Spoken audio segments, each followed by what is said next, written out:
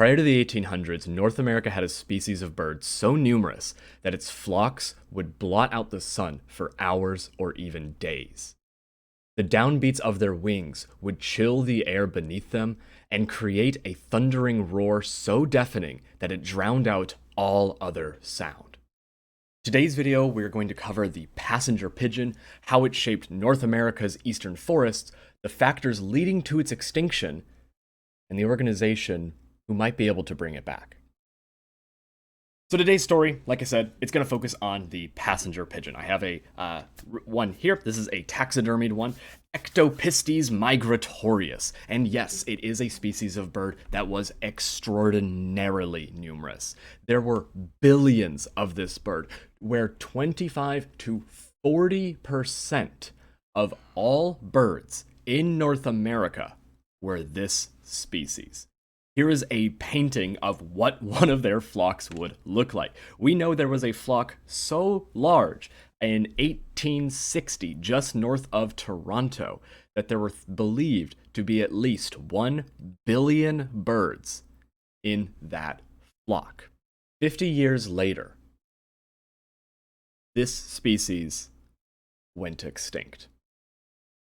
And the reasons why are fairly clear.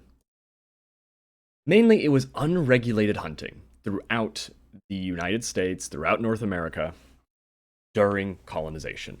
Up here on the screen is a punt gun. This is basically a giant shotgun that was often affixed to boats, or it would need to have 2 people to fire it.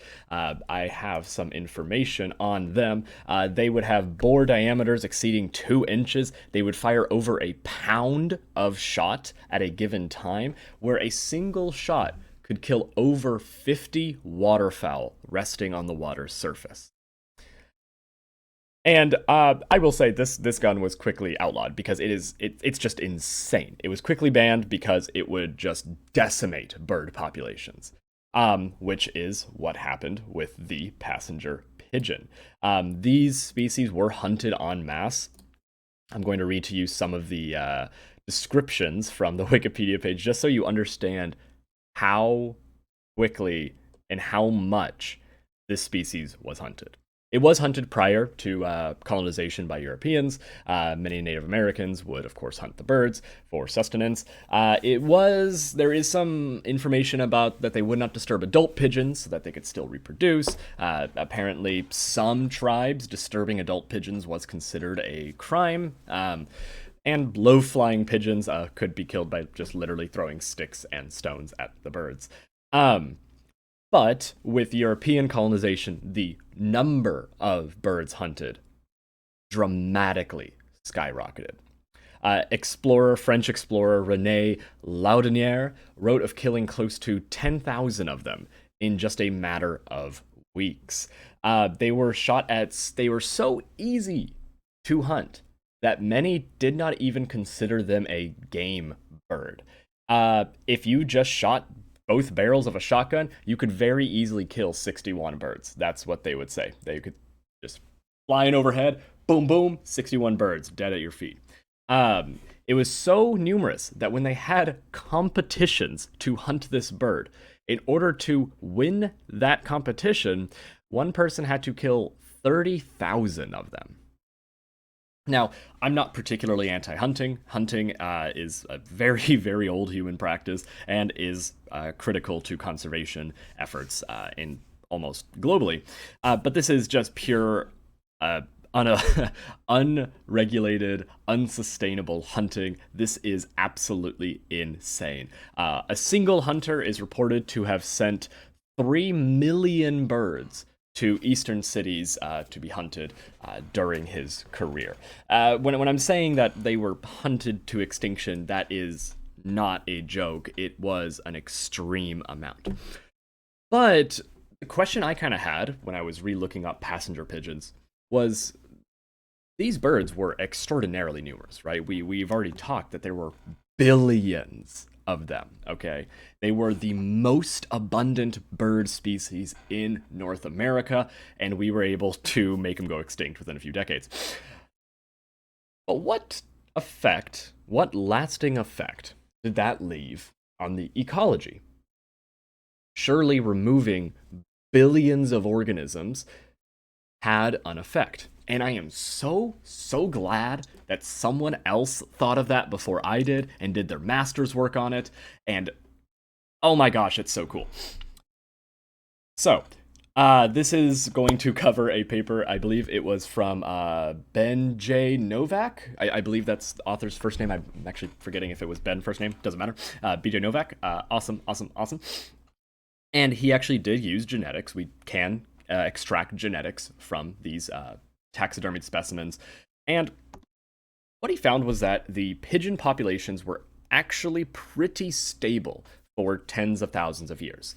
So that some people do say that the pigeon numbers were so high at that point because they were experiencing a population boom and then had a massive crash.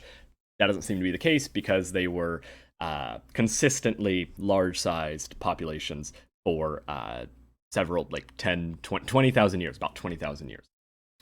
And I was correct in my assumption that these birds had a massive, I mean massive, effect on the forests they lived in. So they were, we do know that they did eat some seeds, but they did not eat large seed specimens. They only ate the seeds of smaller trees. This is by looking at their beak size and tying it to seeds of tree species. So, of course, if it's too big, they just literally cannot fit in their mouth. I believe that they primarily ate, it was, northern red oaks were too large to swallow. But when you look at the ecology of what effects did they have on the oak forests in the east, you find that there were two major effects. Canopy thinning. This is where branches are broken because the birds are literally landing on the branches, and there are so many of them that the branches break off. And there is great understory disturbance. So all the plants at the bottom, all the life at the bottom, the birds would poop so much that their guano, their poop, would snuff out vegetation. It would just completely cover it. And I know if you're not as ecologically minded or you don't have the background in it, those may sound like bad things. Oh, that is not the case at all. We know that storms are critical to maintaining habitat. They break branches, they move stuff in the forest. It creates new habitat. It causes nutrients to start cycling as those broken branches go into the ground and start to degrade and then give life to other plants, other organisms. The understory disturbance, you think, well, the guano is snuffing out all vegetation, but it is actually giving back nutrients. There are plants that are dying there at the bottom, well, and the plants and the guano give nutrients back to the earth for other organisms to survive. It is described that passenger pigeons were like a constant storm and wildfire all in one. Their effects created a mosaic of heterogeneous habitat types, fostering a higher level of biodiversity and bioproductivity than any single homogeneous habitat is capable. That is a lot of buzzwords to say that what they did was actually disturb the forest to create more habitats. It is not just one consistent forest type. Rather, it is a mosaic, a patchwork of forests that are open, some that are opened up because of the passenger pigeons landing on the branches and breaking them off the trees. It is patchwork because they are so numerous that they are fundamentally changing both the canopy and the understory of the forests that they live in. And if you look at the species that live in these forests today, the species that live in the forests of North America's northeast, you find that those species are extremely dependent on disturbances. They need a disturbed forest in order to survive and thrive.